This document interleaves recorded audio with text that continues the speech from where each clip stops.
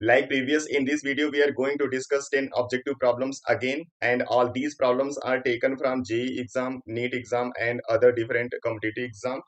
So let's start the video and find out the solution of all these problems. The question number 1 is Ka for CH3COOH is 1.8 into 10 to the power minus 5 and Kb for NH4OH is this, then the pH of ammonium acetate solution will be. अब यहाँ पे जो Ka है ये acid का होगा, इसलिए यहाँ पे एसिड मेंशन है। ये Kb बेस का होगा, यहाँ बेस मेंशन है। और आपसे बोला हुआ है पीएच बताना है अमोनियम एसीटेट का। जो अमोनियम एसीटेट है वो इसी एसिड और इसी बेस से मिलके बना होगा। और जब ऐसा कोई सॉल्ट आपको देता है जिसका डिसोसिएशन कांस्टेंट ऑफ एसिड और डिसोसिएशन कांस्टेंट ऑफ बेस पता रहेगा, तो उसका पीएच निकालने का एक फार्मूला है pH equal to 7 plus half pKa minus pKb। इसी फार्मूले को हम लोग यूज करेंगे। तो जो यहाँ पे डिसोसिएशन कांस्टेंट दिया है इसका पहले आपको पावर निकाल लेना है। पावर कैसे निकालते हैं आपको पता है, माइनस लॉग करके निकालेंगे। और आप जानते हो यहाँ पे चाहे Ka Kb यूज करो चाहे इनका पावर यूज करो, जब ये दोनों वैल्यू सेम होंगी तो वो कैंसिल हो जाएगा। तो यहाँ पे दोनों वैल्यू आपको देखो सेम दिया गया है, इसलिए पूरा रिजल्ट कैंसिल होके आ जाएगा 0। और यहाँ पे रिजल्ट कितना बचेगा, केवल 7। इसलिए पहले का आंसर हो जाएगा ऑप्शन बी। ठीक है, चलिए क्वेश्चन नंबर 2 पे चलते हैं। In the following sequence of reaction final product C is. यहाँ पे एक सीरीज ऑफ रिएक्शन दिया गया है जिसमें सबसे पहले एसिटिक एसिड का करना है आपको रिडक्शन। और जब आप रिडक्शन करते हो एसिटिक एसिड का, then it is converted into the primary alcohol because LiAlH4 reduce CO into CH2। तो जो यहाँ पे प्रोडक्ट ए होगा वो होगा CH3 CH2 एंड OH। अब जब इसका रिएक्शन करा दोगे PCl5 के साथ, तो आप जानते हो PCl5 क्या करेगा, यहाँ से OH को हटाएगा और लगाता है यहाँ पे halogen. The product B is this.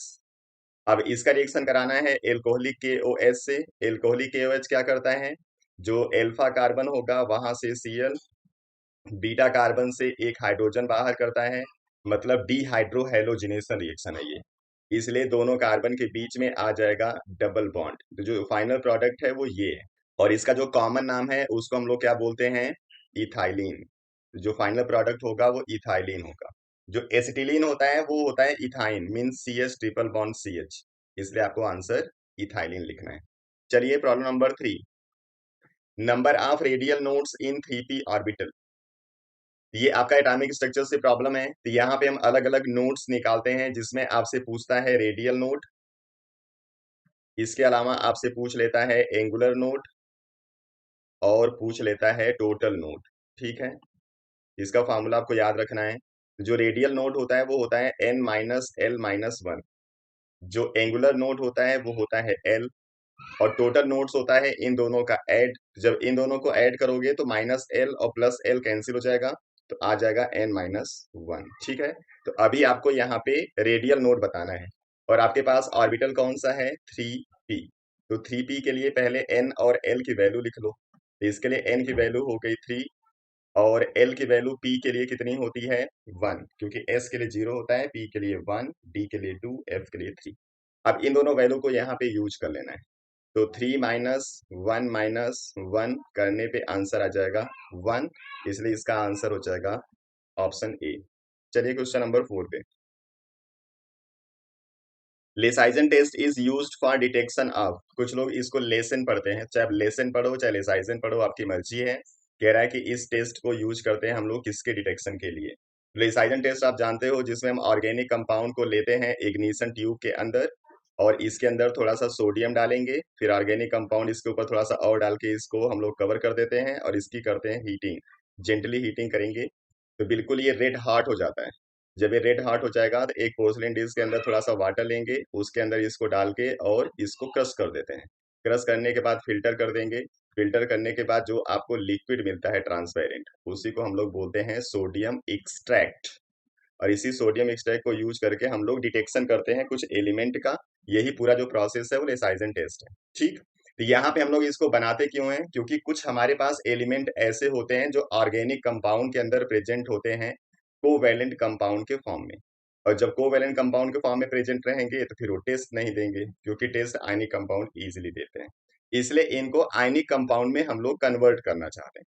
ये आयनिक कंपाउंड में कन्वर्ट करने के लिए हम लोग सोडियम एक्सट्रैक्ट बनाते हैं, क्योंकि ऐसा करने पे जो भी यहाँ पे एलिमेंट होंगे वो सोडियम साल्ट के फॉर्म में आ जाते हैं, and all these sodium salts are ionic in nature.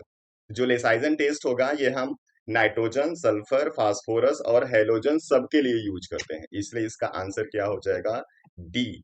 Phosphorus के लिए कुछ अलग से भी मेथड है, उसको भी यूज किया जाता है, हम लोग सोडियम पर ऑक्साइड से भी ट्रीट कर लेते हैं ऑर्गेनिक कंपाउंड को, लेकिन लेसाइजन टेस्ट से भी फास्फोरस का डिटेक्शन होता है, इसलिए इसका आंसर डी लिखना है। चलिए question number 5। The colour of KMnO4 is due to. ठीक है, अब यहाँ पे अगर कोई आप कॉम्प्लेक्स यूज करते हो या फिर कोई कंपाउंड जो कि ट्रांजिशन एलिमेंट से बना होगा, तो यहाँ पे जो कलर होता है वो दो वजह से आता है। एक तो वजह है डी डी ट्रांजिशन और एक वजह है कुछ और।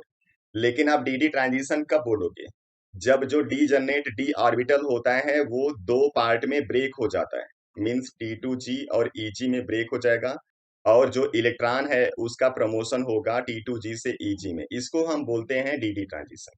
और इसकी ब्रेकिंग के लिए रिस्पॉन्सिबल कौन होगा, ligand.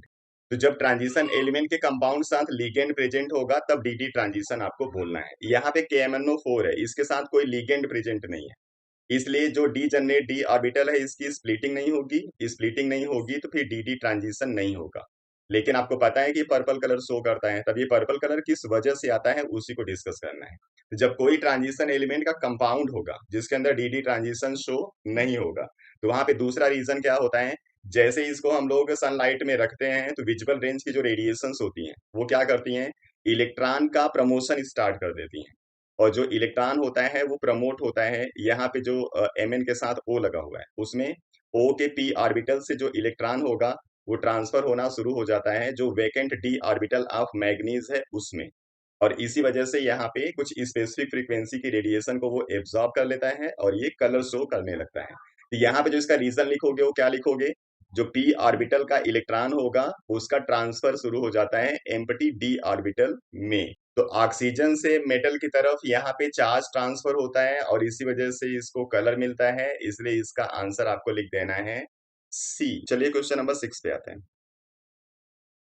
The number of tripeptides formed by three different amino acid using each acid once is।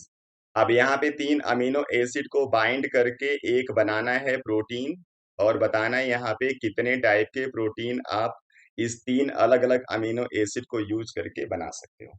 अब आप जानते हो nature of protein depends on the number of amino acids which are bind into the chain as well as the sequence of the amino acid in which they are bind together to form the chain।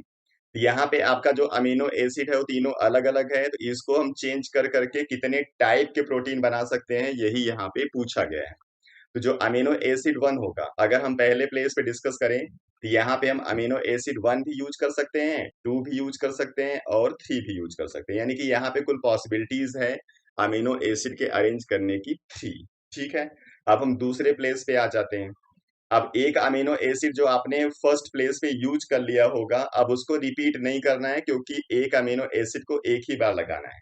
अब इस second position पे आपके पास amino acid arrange करने के लिए कितने बचे होंगे, दो बचे होंगे, इसलिए यहाँ पे पॉसिबिलिटी उनको अरेंज करने की कितनी हो जाएगी, टू। अब ऐसे इस प्लेस पे आ जाओ, अब आपने दो अमीनो एसिड यूज कर रखा है, इसलिए इस प्लेस के लिए आपके पास अमीनो एसिड जो बचेगा वो केवल एक बचेगा। ठीक है, अब इन्हीं तीनों पॉसिबिलिटीज का मल्टीप्लाई कर दो, तो जो नंबर आता है वो होता है टोटल नंबर आपको जो यहाँ पे मिलेगा, इसको ये परम्यूटेशन कॉम्बिनेशन से हम लोग सॉल्व कर रहे हैं, तो टोटल अमीनो एसिड जो आप यहाँ पे बना सकते हैं वो होगा कुल 6, इसलिए ऑप्शन बी करेक्ट है। चलिए question number 7। The pH at which magnesium hydroxide, इसका KSP दे रखा है, begins to precipitate from the solution containing 0.1 mg2 plus ion is।